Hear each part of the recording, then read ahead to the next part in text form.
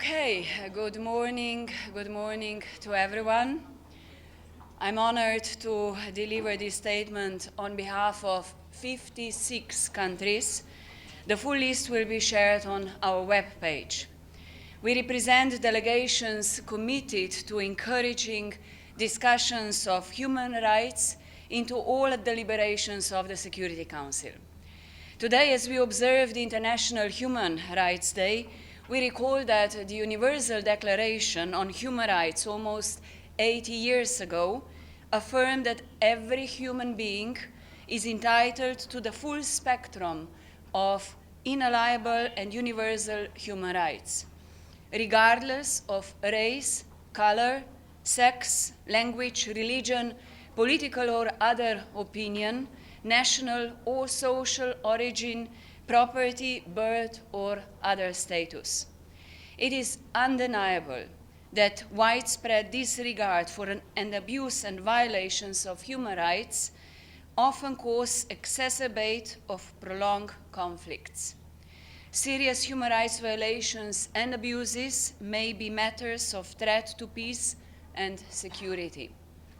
Considering human rights as part of Council's work is therefore important to addressing instability and conflict, as well as prevention and peace building in a comprehensive manner. The UN human rights system offers a collective toolbox for the increased awareness and assessment of the situation on the ground. It can thus provide invaluable support and expertise to the Council, including through briefings by the UN High Commissioner for Human Rights. We also reaffirm that accountability for gross human rights violations and abuses is essential to ensure justice for victims and survivors and for the healing of societies and for creating favorable conditions for sustainable peace. Alleged human rights violations and abuses must be addressed through credible investigations, prosecutions, and holding of all perpetrators to account. Impunity is not just a failure of justice and morality. It is a direct driver of conflicts, instability, and insecurity.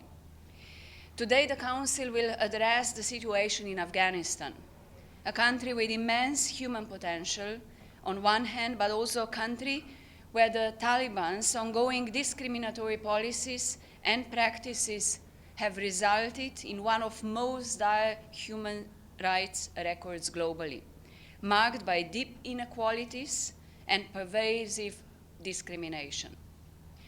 We condemn the Taliban's systematic and widespread human rights violations, particularly against women and girls, who continue to face an institutionalized system of segregation, exclusion, and disregard for their dignity. Severe restrictions of their education, employment, freedom of movement, and any role in political and public lives are not merely robbing them of their future, and Afghanistan of their contribution to economic and social development. These restrictions on women and girls represent a profound attack on human rights as well as on the human rights standards that the international community built. An attack on, as the OHCR puts it in this year's motto, human rights as our everyday essentials.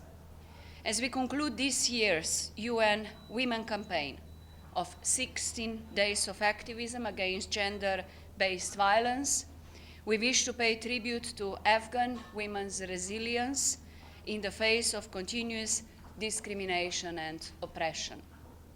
Likewise, the Taliban's repression of Afghan journalists and civil society, targeting of ethnic and religious minorities, public executions and corporal punishment, arbitrary arrests, and other grave abuses continue to be committed with impunity.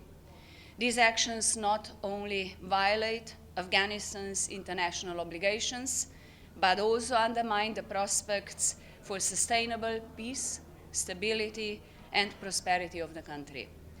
We reiterate our call on the Taliban to immediately cease and reverse all their ongoing systematic human rights abuses and violations, in particular, all restrictions on women and girls' rights, and allow independent national and international monitoring and accountability mechanisms to operate without obstructions. Human rights are not an adjunct to peace and security, they are a prerequisite. The Security Council cannot efficiently address instability without confronting the human rights violations and abuses that so often fuel cycles of violence. Thank you.